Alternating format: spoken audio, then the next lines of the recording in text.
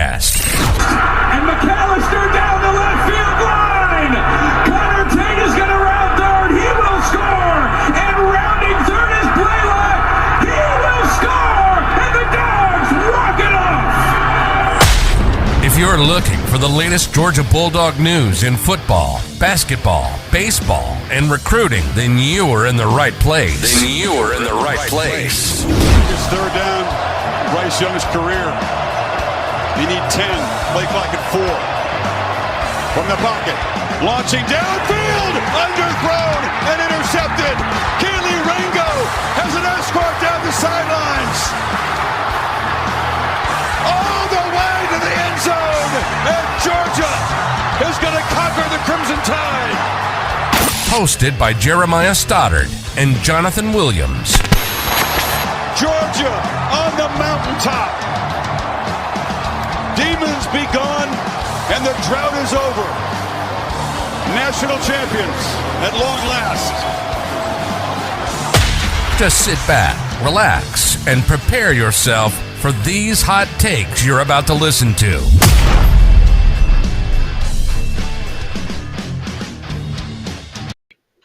All right, welcome back to another episode of Classic City Sports. As always, Jeremiah Stoddard, along with Jonathan Williams. Action-packed week for you once again. Georgia, kind of struggles. We got to cover a lot there. Then you've got a game coming up with Auburn this Saturday. It's going to be a big one for Georgia in a few different ways, and we'll get into that as we go on. Then we're going to continue to do Classic City Pick'ems, even though last week wasn't the best for both of us, definitely not for me. And then always, wrapping up the show with King of the Hill. So it should be good. But before we get into it, if you are watching this video and you haven't already liked the video, make sure you like it. Make sure you subscribe to the channel if you're watching on YouTube. We did get the 100, so that is a shout out to all of y'all for that watch last time. I think we're at like 103 now. So it's 103. So we got over. I think we were at 94 or 95 last week when we started. I think, yeah. And then we were asking you guys to help us out. Y'all took care of it, got us up the 100 that we were trying to do. I know that's a small number. And it's a big number, but it's a milestone. Yeah, it's a milestone. We've been doing this for a little while, and that feels good to get there. I know you were happy about it as well. So we appreciate all of that. But if you haven't done those things, make sure you like and subscribe while you're here today as well. But we'll get that out of the way. And then now let's go ahead and jump straight into everything. This Saturday against Missouri was a little bit of it was a stressor. It was that we were texting back and forth and just saying we were definitely not in the best of mindsets that night when we were dealing with all of the crazy stuff going on. We've kind of tried to watch a little bit of the stuff back, and we've, kind of evaluated, sat back and took a different view of the game to kind of see what happened there. Jonathan, when you were able to first you can start with your initial reaction when you were watching the game, how frustrated, that kind of stuff. And then, once you had a chance to kind of evaluate what was going on, how you felt, and, what you think is going on at that point. It's always frustrating watching your team or watching a team not play at the level that that they can and have proven to play at before. I kind of compare it back to how the Braves started their season this year. Everybody knew the Braves were going to be good. They had pitching staff now. People didn't know that Spencer Strider was going to come into play. Michael Harris would come in and ball out and stuff like that. But a lot of people had the Braves winning the division and as a playoff team, and they just started off horribly. And it was so frustrating to watch them struggle that much because everybody knew how good they were and how good they should be, but yet they were not playing like that. Georgia, on the other hand, started out hot. First 3 weeks, everybody said it. Georgia is the best team in college football. And now 2 weeks in a row, it's just, okay, maybe we need to pump the brakes a little bit because this team is not looking like the best team in college football. It's not looking like the team that we saw beat Oregon 49-3. And it's not looking like the team that scored 7 straight touchdowns against Oregon or the team that absolutely mollywopped South Carolina in Columbia. 48-4 or 48-7. Yeah. Was that game. So you come into Missouri, a team that has been struggling on their own as well, hasn't had that great of a season. And it just is a rocky start everywhere. Offense is turning the ball over again, and the defense is giving up big plays. Like everything that is in Georgia's DNA of what they define themselves as a team went wrong, and they were not doing it. Offensive line was allowing pressure in the pocket. Just everything about the game up until the fourth quarter was horrible to watch. It was just so frustrating, like bang your head up against a wall, like Ladd dropping a pass, something that he did a week ago, but something that he never has done in his not career at characteristic. Georgia. He never does that. And it's just a lot of players that's like, man, they never do that, but now they're doing it against Missouri. It just so frustrating, really is. Yeah, it's extremely frustrating. And I was sitting there I texted you in the first half at one point. And I said, what are we doing on offense? I was like, we're not.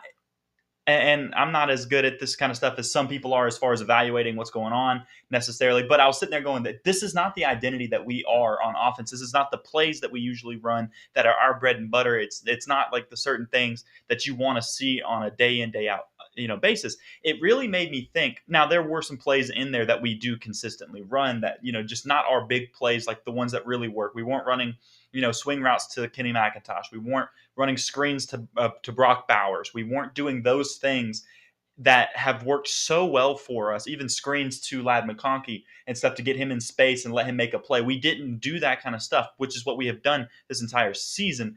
And it really made me sit there and go, this feels like we're doing offensively what Georgia kind of came in and did defensively against Alabama in the SEC championship game last year, where they just had a different game plan than what they've been doing all year. They kind of change things up, and all of a sudden they punch you in the mouth, and it's not working. And so now you're having to crawl back into the game.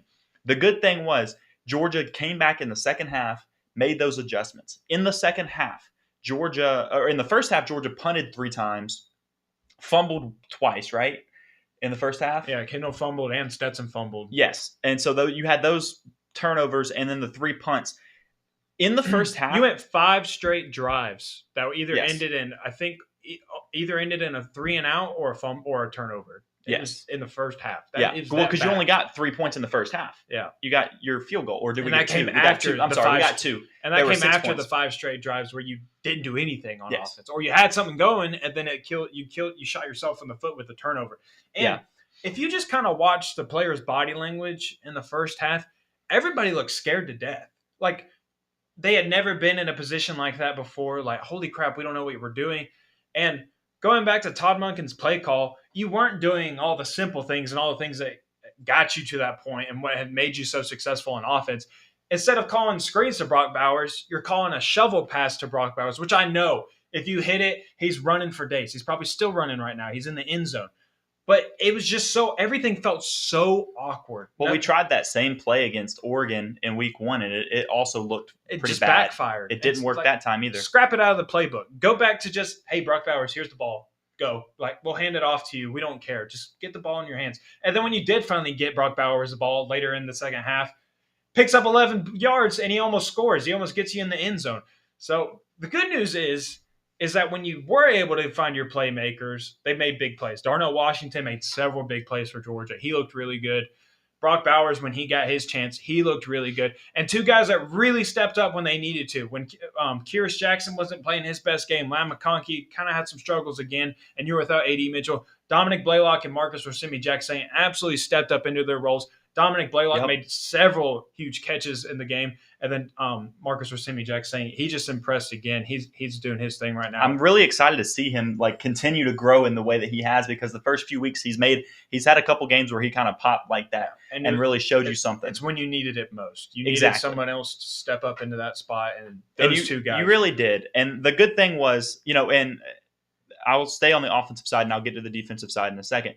When you started in the second half, Georgia scored on every single drive in the second half. Yes, they still kicked a couple field goals. They scored on every single drive in the second half. That was crucial. That's because they eliminated those punts, those first drives, in the game where they started punting, and then they eliminated those turnovers. They moved the ball efficiently. They still had 490 yards or 480 yards of total offense, somewhere around there. Huge shout out to Jack Podlesny as well. Oh, yeah. You lose the game. If he misses any of those field goals, you probably lose that football game at any point. I mean, shout out to Missouri's kicker who lost them the game the week before against Auburn. Ice in his veins. 5 field goals or something like that? This dude don't miss. He don't miss right now. But And so, shout out to both kickers, man. Yeah, I mean, the amount those of kickers, pressure man. on every single kick in that game was massive. You And they remember nailed it every single it time. made me, and actually somebody asked me this. Don't go back. Are you going to go back to the game that finished like 9-6? No. Georgia, Missouri. No, Lord. not that one. It's not even Georgia that did it. It just somebody asked me at the game, it was like, do you remember a game where they've kicked this many field goals? And instantly into my head, I went back to, I can't even remember the year, but it was like maybe 2012 or 11, like that general range. And it was Bama versus LSU. And I think the game ended at like 12-15. Mm-hmm. Yep, it did. It was like 12 not to 15. Not a single touchdown scored.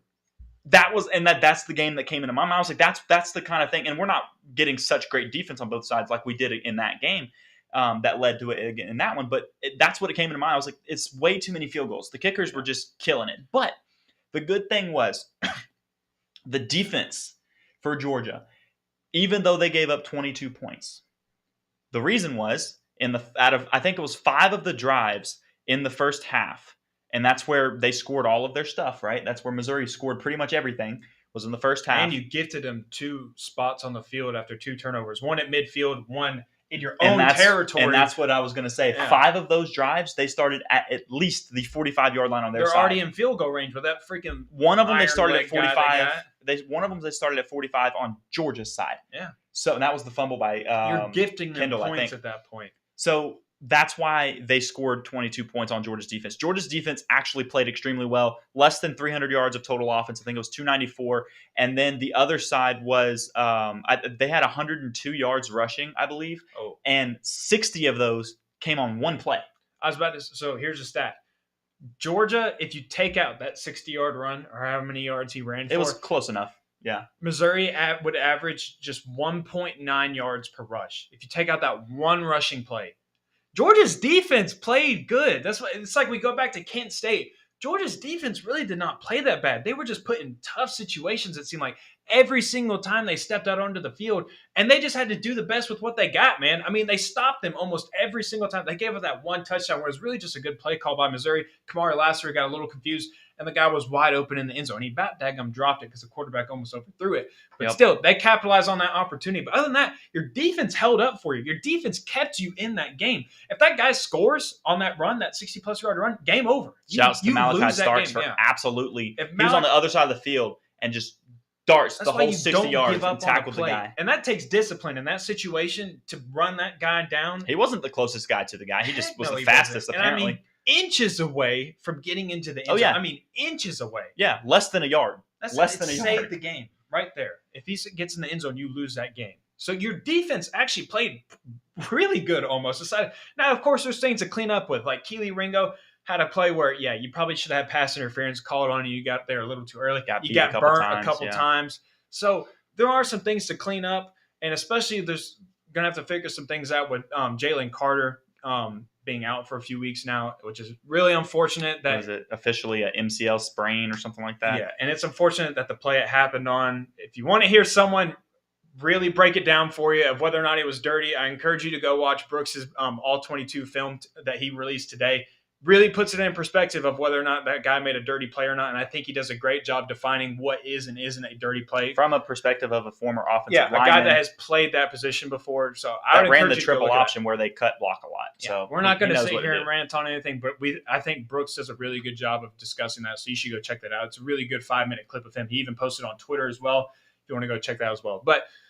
So I think defense played really pretty solid. I would say. I'd say overall it wasn't an A+, but I think it's like a B+ for the defense. They had a couple big plays that were given up, so I'm not going to give them the A on there. A couple things got away from them, but overall, I think the performance was what you wanted it to be, and it's really deceiving to look at those 22 points being on the board. And that's why it's important. I think after a game, just kind of take a step back and reanalyze everything because emotions are running high during the game, and the box score truly doesn't tell the whole story all the time. And I think this is a game that was truly an example of that. So, and for the offense as well, or really just as a team holistically, for this week, the biggest thing that we learned about Georgia is now you can come from behind and win a game.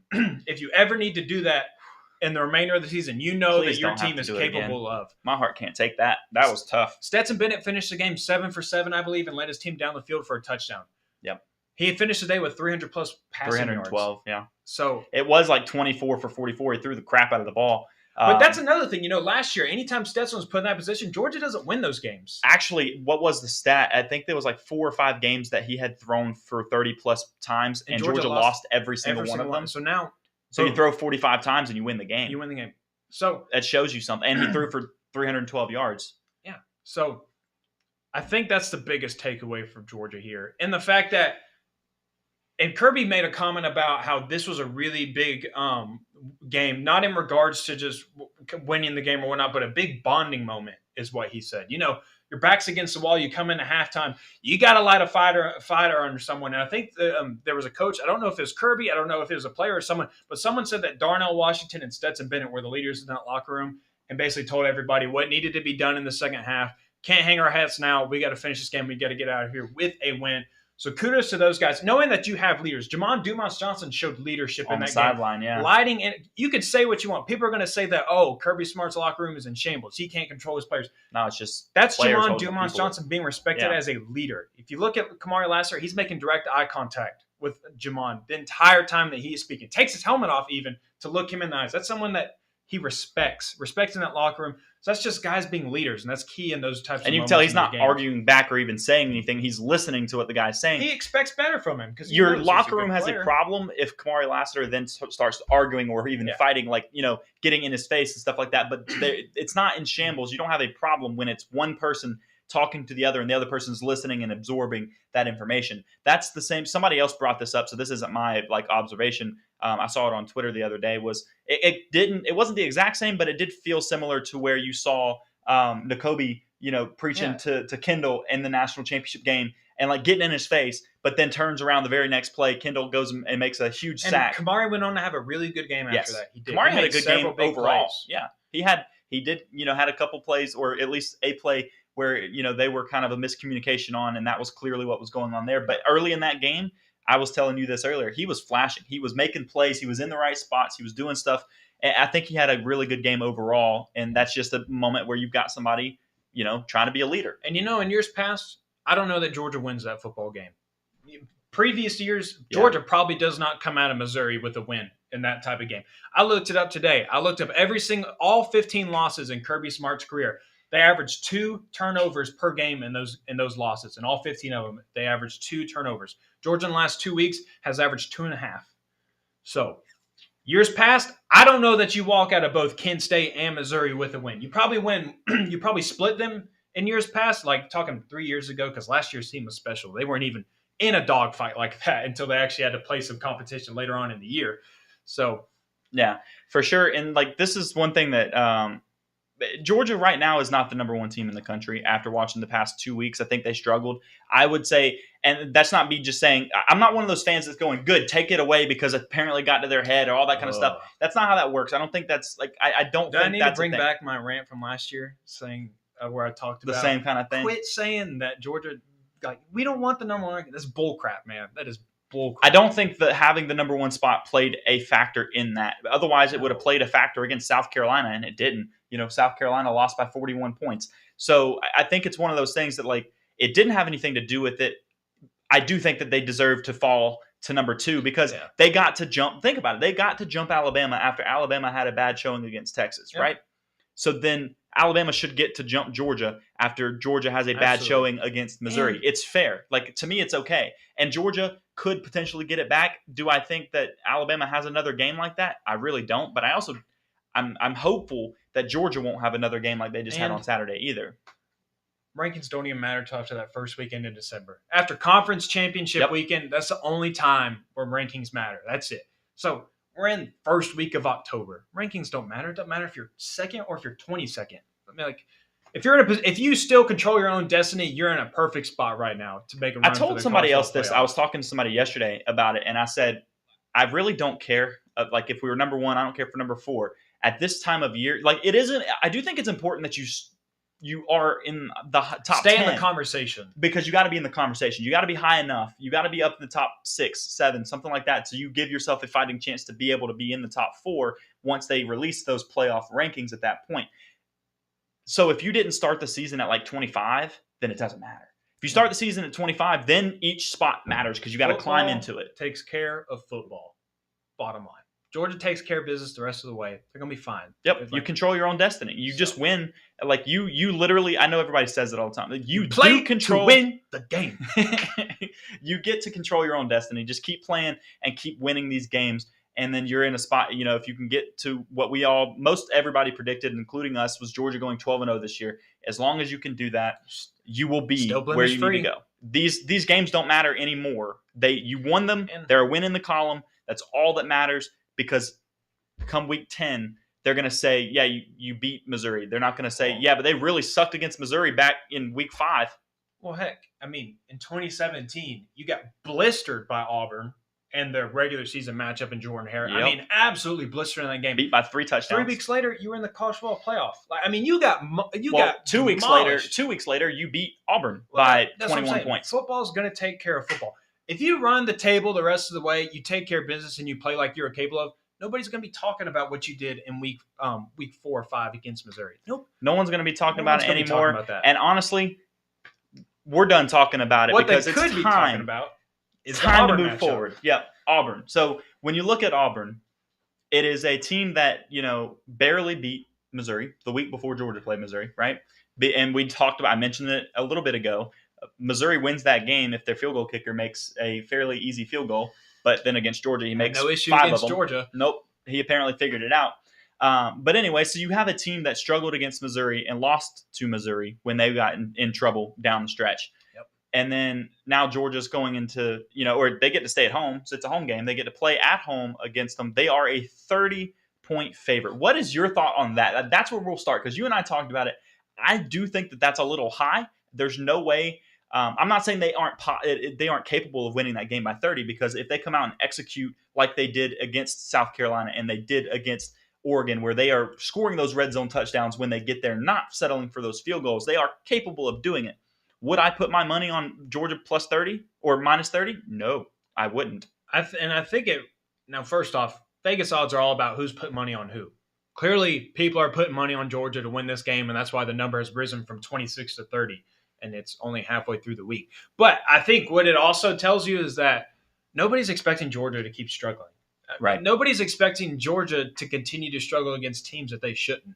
And I think part of the reason why they did struggle against Missouri is that you had a game against Kent State and then you had a game against Missouri. 2 teams that you probably aren't circling on your calendar headed into this season. 2 teams that you're going to take care of business of and you're going to get wins. Now, Auburn, that's a different story. Doesn't matter how bad Auburn is. Doesn't matter if they're 0-10 when you play them or they're the worst team in college football. It's Deep South's oldest rivalry. Yep. It is. You have been playing these dudes since the 1800s. Yep. That is remarkable to think about. I mean, it's the 127th meeting between these 2 teams.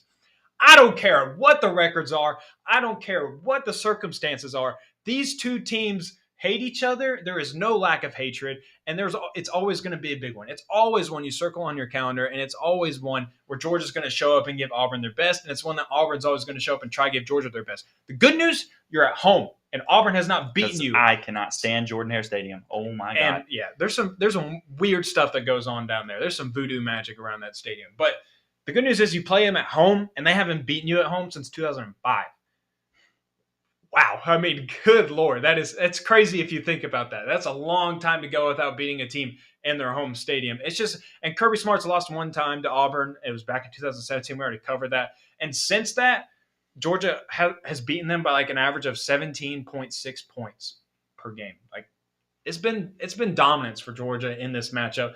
And hopefully that's what Georgia can get back to this weekend against Auburn and just kind of build some momentum back. And I think it's a perfect game because crowd's going to be jumping all over the place. It's going to be a high-energy environment. First time at home where you kind of get that environment. The first 2 home games are kind of, all right, nooners or 4 o'clock, Sanford, Kent State, like, okay. It's the opponent more than anything, too, in those noon games and stuff like that. It really plays – and yes, Zach, that's actually what I was about to bring up next. I did see this. The center for Auburn, that he was being interviewed today, and he said that basically the short summary is – if they can keep Georgia out of their 3rd down package, which means being successful in 1st, 2nd downs and moving quickly to keep them from being able to sub in their 3rd down package, that he thinks that they will be able to dominate and that was his words, dominate Georgia's defensive line. What a coward statement to say, because you know you're not going to be going against Jalen Carter, and the center would be the guy facing Jalen Carter. That's such a coward statement. The fact that he's not in the game anymore,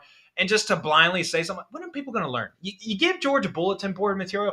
Ask Florida how that's gone for them in years past. It doesn't go too well, fellas. I'll go ahead and tell you right now. It doesn't at all. And he continues to say that he didn't even think that Georgia had a lot of confidence in some of the guys that they'd be subbing in on that defensive line. And he really kind of went into it on there. And no, I don't think that that's going to be the case. I think that Georgia's going to be in their third down package, because you aren't going to be so successful in first and second down that you're going to be able to keep them out of it. The fact that Auburn hasn't been able to run the ball with Tank freaking Bigsby, which I love that guy. My opinion, he's so good. One of, if not the best running backs in the SEC. I'm a big fan of Tank Bigsby. If you can't run the ball with him, you got some major issues up front, and just probably some major issues with your offense in general. So that's pretty cool. Yeah, they're averaging, I'm pulling it up real quick, 160 yards a game rushing, and that's with Tank Bigsby. And you got mobile quarterbacks as well. So you're only averaging 160 rushing yards with a mobile quarterback and Tank Bigsby in your backfield. That's some issues, man. For perspective, a lot of Georgia fans especially would say that Georgia's running game hasn't been that good this year.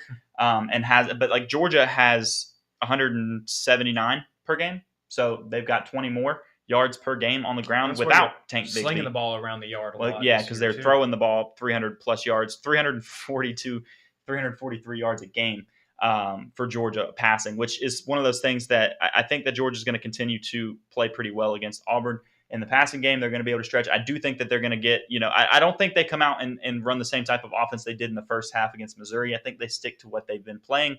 That's what Georgia did last year when they kind of changed their defense. Next matchup against Alabama and next matchup against Michigan was the next game. They absolutely went back to what they were used to doing defensively. I kept saying to the TV during the Missouri game, get in your bag, Monk. Come on, dip on into that bag. And it felt like he never did. I think Monken's going to get back into his bag this week and start calling the stuff that's made them so successful. And I'll say this as well. It's been 2 weeks now for Ladd McConkey, kind of struggling a little bit, dropping some balls. Kind of in his head a little bit is what it really just seems to boil down to. It doesn't seem like it has anything to do with his ability, of course. It's kind of very talented. Head case moment. But last year, Ladd McConkey's coming out game against Auburn. I think he had 134 receiving yards in that game and a touchdown. So I think it's only right to say that his breakout game again this year to get him back on track is going to be against Auburn this week as well. A.D. Mitchell is on the verge of potentially coming back this week. You might see him in some action. I don't know. There was some talk about that, yeah. High ankle sprains, though, that's a touchy injury to really – it's touch and go kind of, because, one day you might feel really good about it. The next day, not so much. So you really got to be careful with those. And you want him for the rest of the season, just like you want Jalen Carter for the rest of the season. You really got to be careful with these early injuries in this season. But the good news is you also got Arian Smith back last week. He also made some pretty. He made a big play as well. It was nice to see number 11 run around on the field again. So I was shocked as soon as I saw him. I was like, "Oh, there he is!" Well, there was talk I didn't know he was playing. You'll probably see him on the field, but it'll probably just be running a go route, be kind of a decoy type thing. But no, he actually made a reception and a pretty big one, if I remember correctly. So it's nice seeing Arian Smith back on the field. So you're getting guys back on offense now, and even Kenny McIntosh last week was playing banged up as well. He had a bone bruise, and the fact that he still went. Many people didn't expect him to play last week, but he still went.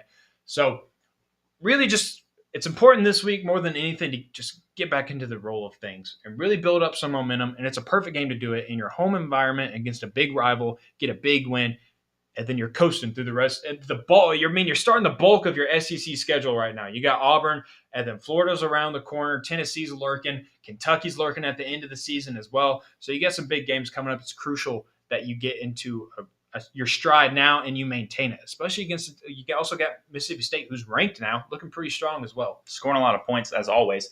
My big thing, they just dismantled Texas A&M last week. Yeah, absolutely, beat them by 20 something points. I don't remember what it was, but it was high.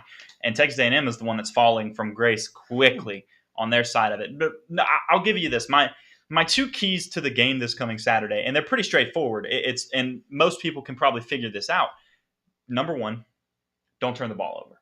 Yeah, no kidding. Don't turn the ball. That's your 2 weeks in a row where you've turned the ball over. You had 0 turnovers for the first 3 weeks. You've had 5 in the last 2. Yeah, 3 against Kent State and 2 last week against Missouri.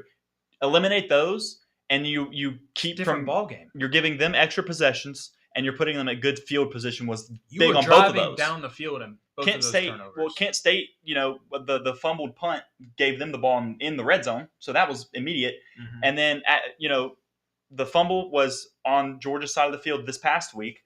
Both fumbles, I believe, were on the side of on Georgia's side of the field. Stetson's was on like our own 38-yard line or something like that. Yeah, and I believe Kendall's was around the 45. It was like midfield-ish. It was it was like 45 roughly.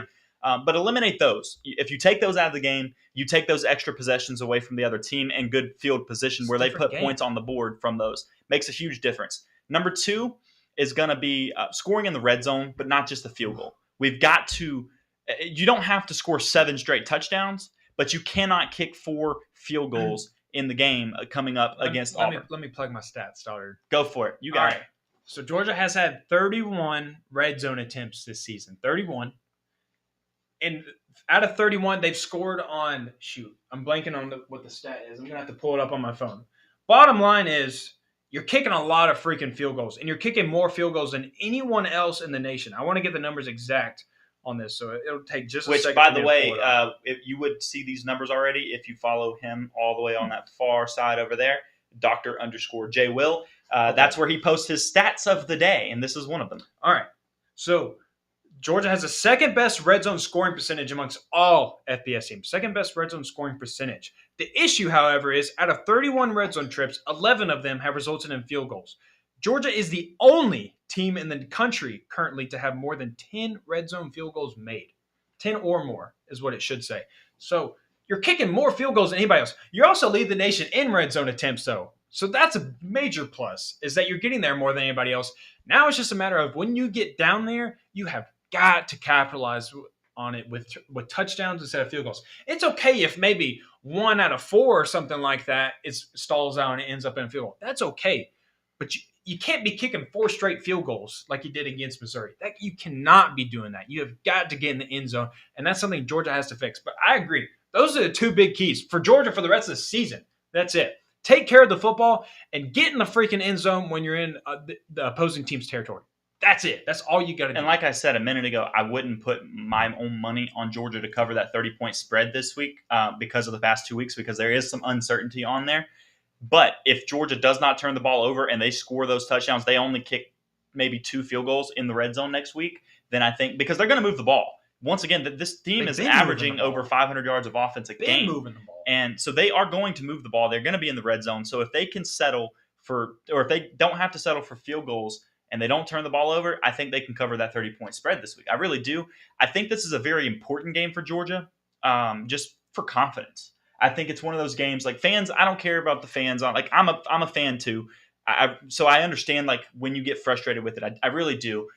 But a fan saying that they don't care about these past 2. Like the fans care. The team is like, hey, we got our win. But 24-hour rule. You flush it after that. This is. What's important now is not to continue to do that, because then it becomes more of your identity of that, hey, you are struggling this season. If you do it 3 straight games where you can't get in the end zone, like that, and you give a team that's a lot worse of a team than you, like a real chance to win the game. This was a game that I genuinely was worried Georgia was going to lose last week. I was like genuinely sitting there, and I think everybody was. You thought Georgia might lose. This one's important to go out there and basically assert your dominance, to give your team its confidence back.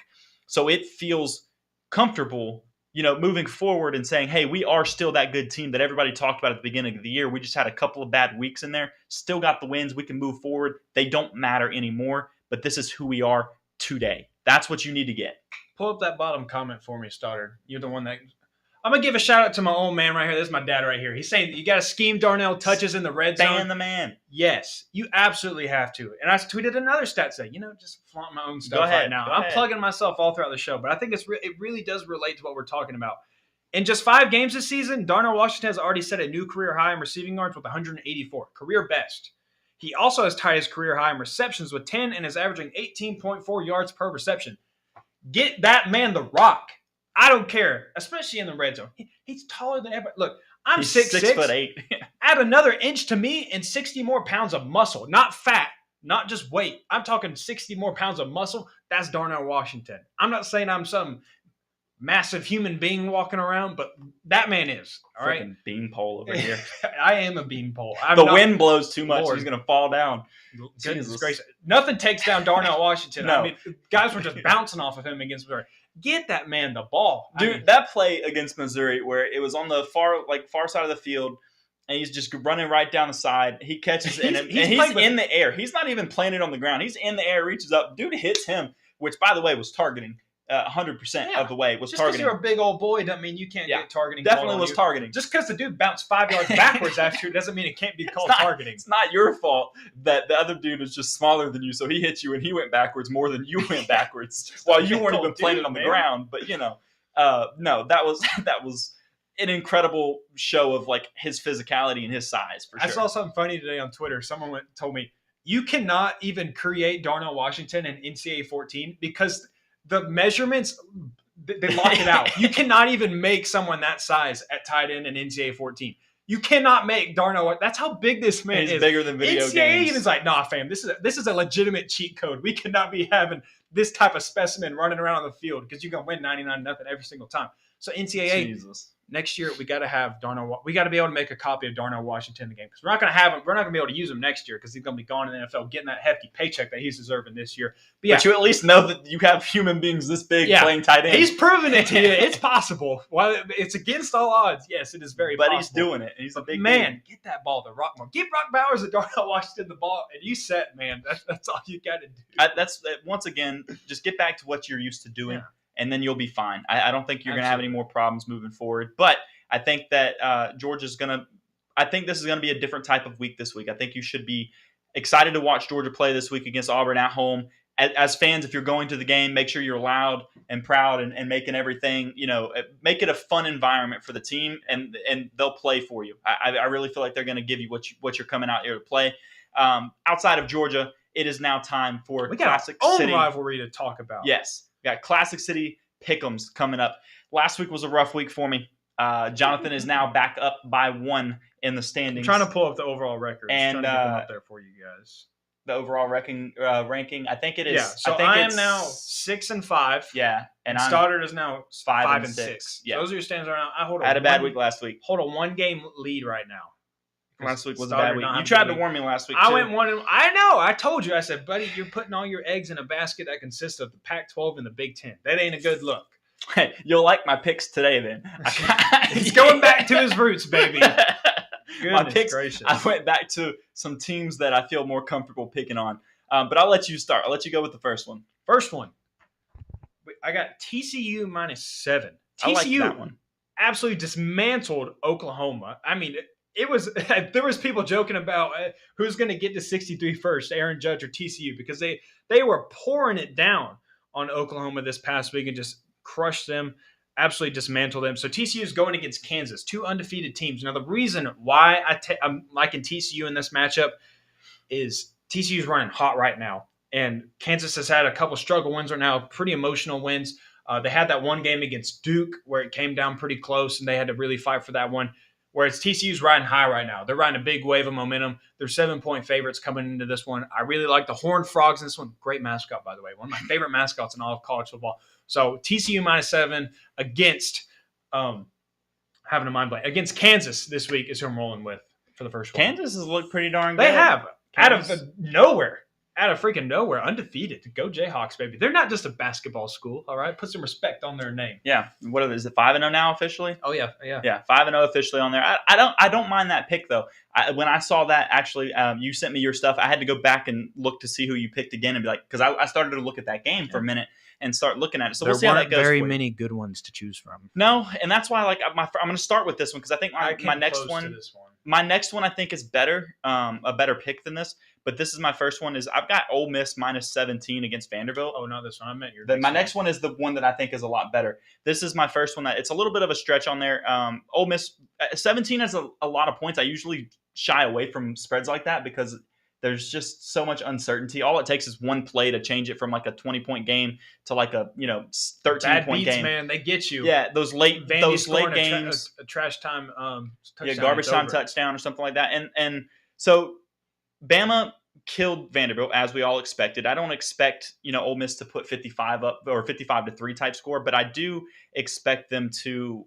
I think they'll still score 40 points, and I don't think that Vanderbilt's going to go out there and score. The only thing that made me a little bit nervous about that game is that Vanderbilt's offense really isn't a slouch, or at least it's not as big of a slouch as it has in years past. Well, they've played NIU, Wake Forest, I know. Elon, and Hawaii. I came close to picking that one. I actually came close to picking both the games that you picked, but I went a different route. So my next one, I got Maryland -3, and there's only one reason why, and it's really because of the guy's name, but also because he's playing really good football right now.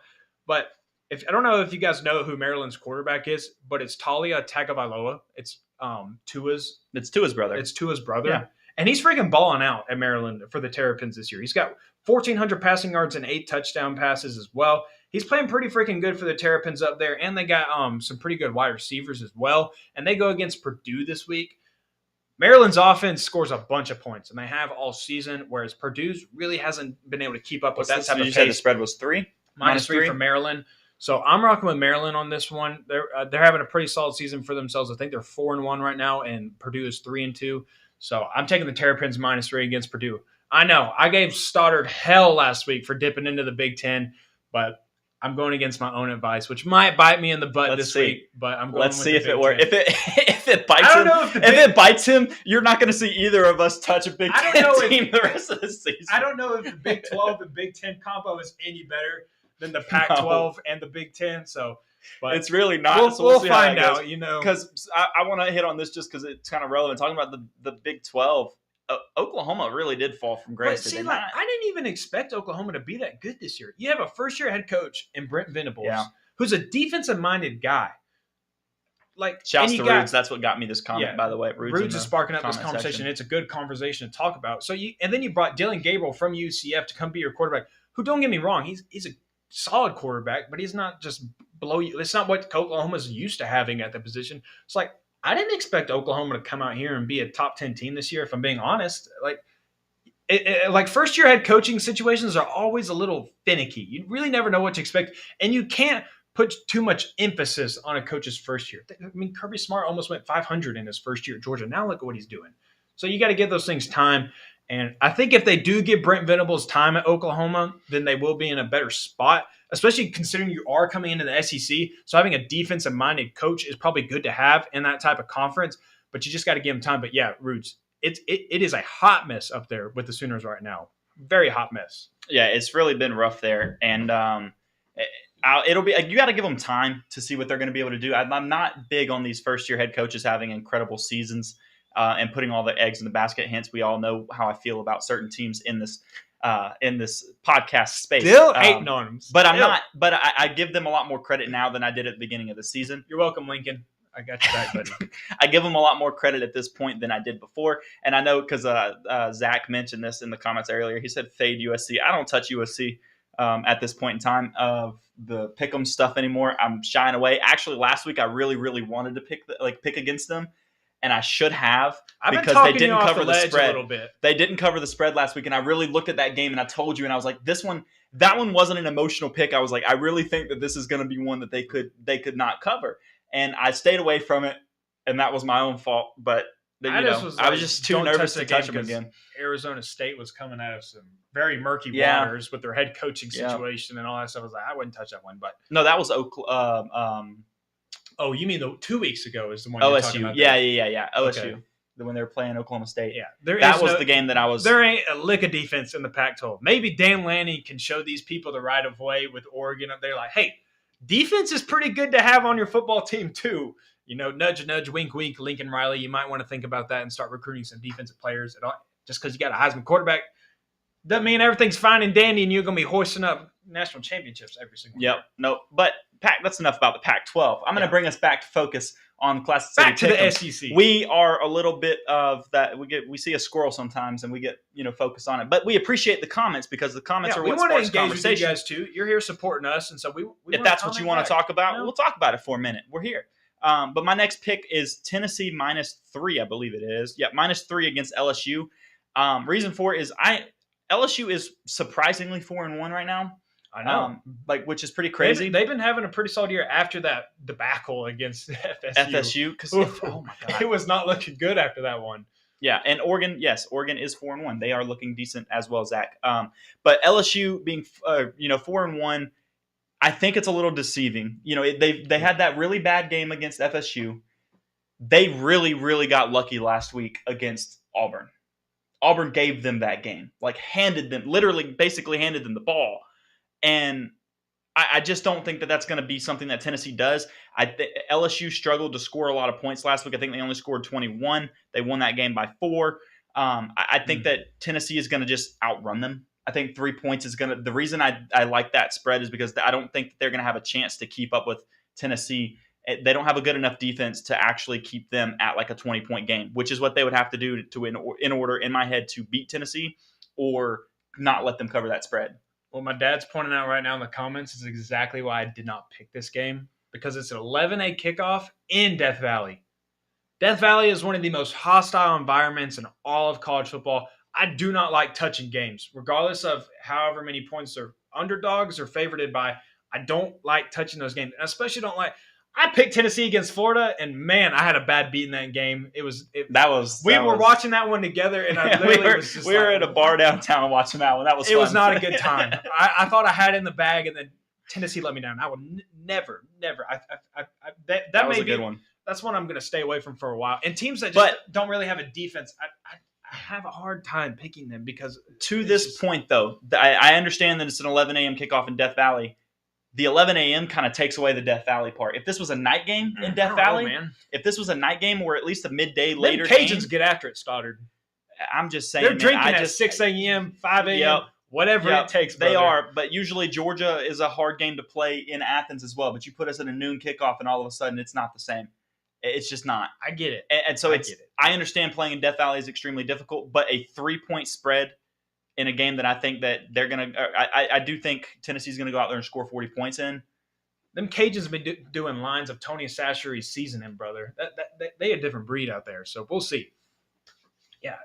Defense. I know. I'm trying. Look. I know it. I understand. Everybody's trying to help you right now. I understand. Listen, you went against your own advice this week, so I don't want to hear it. Get out of my face. The Williams family is trying to take care of you right now, but it's locked in. That's it. That's it. We got our picks. Go ahead and summarize yours again. All right. I got TCU playing against Kansas, and I've got TCU -7. And I got the Maryland Terrapins, baby, the Turtles, -3 versus Purdue. So those are my 2 games. And I've got Ole Miss -17 against Vanderbilt, and then I've got Tennessee -3 against LSU. All right. Now we're jumping right into King of the Hill because, man, we're 47 minutes into the show. Yeah, we try and keep it around 40 minutes. But we'll make this one kind of good but short. There was a lot to talk about with this very game, and then we got distracted with Oklahoma talk. So we're just going to jump right into it. Start it. Big rivalry week for Georgia. Rivalry week, Rivalry week. Always a fun one to say. Against Auburn. So I want you to tell me, out of all your favorite sports teams, any sport, baseball, basketball, football, whatever, what was your favorite win against a rival? Go for it. Favorite win against the rival is going to be one because I was there, and it was probably the coolest experience that I've ever had. It was 2011 against Florida in Jacksonville. Georgia ended up winning that game by 4. I think it was 24-20, and that's the game that, if you remember, I think it was and I get those years mixed up as far as what year it was. But Georgia, that's the game that I think Malcolm Mitchell broke off that touchdown. 2012 then, sorry. 2012, so the score is different than that too because I looked up 2011. 2012, and it's the one that, Malcolm Mitchell broke off that touchdown and ran in. And then Jarvis Jones saves the day. Jarvis Jones saved the day on that fumble. I was at that game, and that's the one time I have ever sat first row at a Georgia-Florida game, actually at any football game that wasn't like a high school football game, sat first row in the end zone. And so when Malcolm Mitchell ran that touchdown in, I swear to God, he ran right to where I was sitting. And so it was just the coolest experience. Should have pulled out that BlackBerry, man. Snapped that picture. Nobody was having a phone out at that moment. You were enjoying the moment, and nobody was like recording anything. Dadgum millennials. Yeah, I'm telling you, you got to enjoy the moment. But And then after the game, all of the players started jumping up into the stands with fans and stuff. And actually, our section, a bunch of those players started jumping up there. My brother actually had a picture that was posted on Tavares King's Instagram. There's a picture a long time ago, and it's my brother sitting next to Tavares King on his own Instagram. And I ended up, I was young. This is once again 2012, so I was pretty young. I got, Christian Robinson threw me his glove and stuff like that. So it was just a really cool experience personally. And you get to beat Florida down in the swamp. And that was when Georgia had, struggled against Florida a good bit back in the early 2000s. Those games in Jacksonville, all those wins mean a lot because, Corey Smith depicts it perfectly. Man, if you don't win, it's a long back ride home from Jacksonville after a game that you should have won. If you lose that game, it's a long ride back home. And that was the game, too. I remember me and my brother, after the game finished, we drove back from Jacksonville to Athens that night. Oh, ooh! We drove back to Athens that night because my brother had to be somewhere. He plays in the church band and stuff, and he had to be at church that next morning at like 7 a.m. Goodness and gracious. So he had to be back, and so we drove from Jacksonville after that game too. It was crazy. Oh. Well, mine's simple, recent, everything. Beat the Dodgers last year in the 2021 NLCS. And the reason being, you hadn't beat them in the playoffs since 1996. You'd lost them 3 other times since then in the playoffs. They had your number in the playoffs. We never wanted to see the Dodgers in the playoffs because, man, they have our number. It seems like I still, to this day, can vividly see Craig Kimbrell standing in the bullpen in that NLDS against the Dodgers. Warming up. And just watch the game crumble away. That one hurt. That one stung. That one hurt a lot. Gut punch. And then in 2020, you lost them again. So close it seemed like to getting to the World Series. Last year, you finally did it. And it was just the way that you beat them. I know that they're hitting the grand slam. I know you lost that game. But there was just moments. 2018. Or are you talking about last year? Last year when they hit the grand slam. Yeah. Moments. I know you lost the game, but moments like that in your home stand where you hit a grand slam against them. Eddie Rosario hits his home run that puts the Braves back in the lead. Is that the game that Eddie Rosario almost hit for the cycle? Yes. And he hit 2 home runs? Yes. Yeah, that game was crazy. Eddie Rosario in that series was just very memorable. I feel like that entire series. He won us that series, honestly. Absolutely. Yeah, I feel like that will series. forever be a series that we remember forever because it was such it was like Georgia beating Alabama finally. That type of feeling. We finally got over that hump. And when you did, you were finally able to win it all and finally get that ring back in Atlanta. And now the Braves have another chance to go after one after clinching the division after trailing for 10 and a half years. The Dodgers led the division for 171 days. The Braves, 8 Mets, days. You said Dodgers. You meant Mets. Oh, yeah, Mets. The Mets. Sorry. The Mets. The Mets, yeah. Actually, I saw this stat today. I think it was 175 days that the Mets led the division this season, and the Braves led it for 8 days. The Braves are the one that's winning the division. Love it. The Braves were 10 and a half games back on June 1st, and then they went on that 14-game win streak. Remarkable comebacks. It's insane in MLB history, if you ask me. So. Which has created one of the most enjoyable meme moments on Twitter. It's past couple of days amazing. With everybody talking Braves about that. Braves did a Twitter takeover day where fans were able to comment their memes, and they're posting them right now.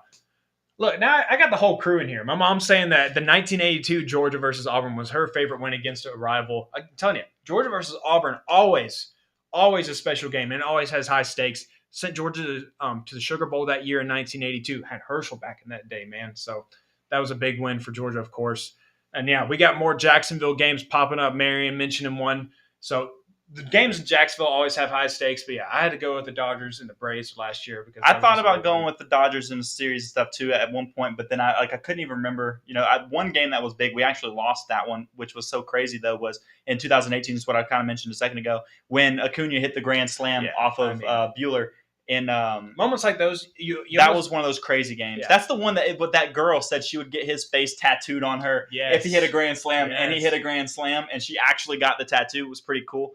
That was one of those games that really stood out to me. But then we ended up losing that game, crazy enough. But or we lost the series, and the series. That was the one game we won in that series. But we did win that game. Yeah. But all right, that's gonna wrap it up, guys. 53 minutes. If you stuck with us this whole time, we've had a consistent number of viewers this entire episode. So shout out and to a lot of guys. Engagement. I really appreciate that. And shouts to the Williams family in the comments. I really appreciate that as well. That's right. You got to support the boy. So he's doing a good job. I think I'll keep him around for a little while, but I appreciate you guys in the comment section. Yeah, we appreciate it, guys, for sticking around, engaging with us. Also, if you haven't done so already, like the video. That helps us out a lot. Helps us beat that algorithm. Helps us reach more people in the YouTube universe so they can click on that video for us. And also, if you haven't already, hit that subscribe button. As we said, we broke 100 last week. That's a bit monumental moment for us. So we keep moving up. It's exciting to watch this grow. We're excited. We keep loving seeing the new faces popping up in here. So and everybody else that's in there, I'll give the shout outs to Zach. As always, we appreciate you. Zach, you're always Rudes, in here. Rudes you're is always here in for here. us. Marion, we see you bouncing in here a good bit as well. Morgan, you're always here. Morgan's always here. We appreciate here. everybody that's here all the time. Shouts out to all of you guys. Yes. It really means a lot. And Stoddard, you get the honors. I'll give it back to you this week. Give it back to me this week. I took your spot last week, so I gave it to you. It was last nice week, getting to close out the show last week, but I'll hand it back. Maybe we'll let you do it every once in a while. Maybe next week we let him just take my role, and I'll sit back and let him open things up. Open and close? I'll let him. All right. Next week we'll see what he can do. Going for the complete game. Let's see what he can do. As always, keep it classy in the Classic City. We will catch you guys next week. Thank you for listening to this week's episode of Classic City Sports.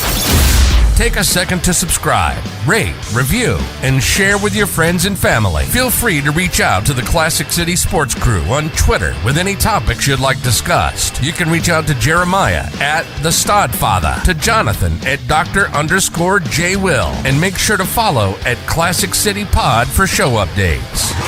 Check back next week for a brand new episode. In the meantime, two simple words which express the sentiments of the entire Bulldog Nation.